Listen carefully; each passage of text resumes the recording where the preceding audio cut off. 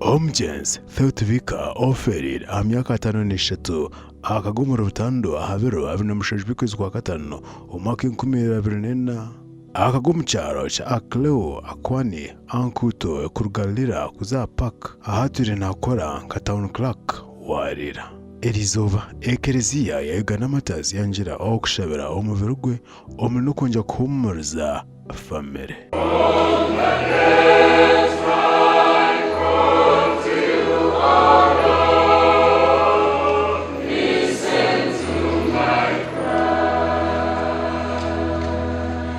Our name, children, listen to my greeting, listen to anybody known as that, the government is the government.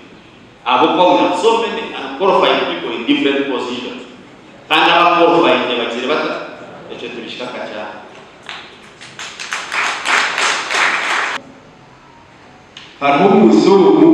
abagufakabira kamaka ogwa hansamu babusha oyo Rwanda rusha uzumukuru rusha uzumukuru siko wanyu rusha orgaho rusha kandi nabo wewe yakuru kumwe Rwanda bakakoranye ufisigazi we yakoranye bagabiri yafa kubanze kungangano speaker agents toriro ngaro biramakasha Tiningo Abakujin, because I could not live. See you, never. How? He said, Theo has been an educated officer, committed officer, a good listener in his character, on purpose, and he was very quick in making decisions. Omugenzi Innocent Atkunda Tvika yasimumshija we yasima n'imyaka yamazire nawe omushiro burukwera. But he was true to himself.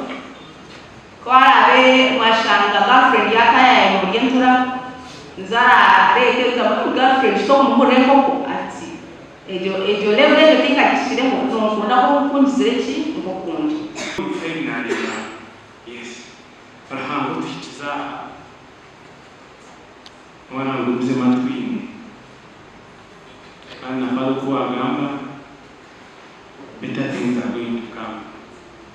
And we are hopeful with God being our provider and protector. Tvika ahaferire akoziraho myanya itari nemwe omor mbar Fort Poto Kasese Ntungamo KCCA n'ahandi hinji kandi ogu n'okuzikwa arwa katano omuseri ya Nyakasa district n'Intungamo. Tvika yasiga abana bana n'omukazi. Ahwa TV West ndisenyomo Gideon Ahomrimar.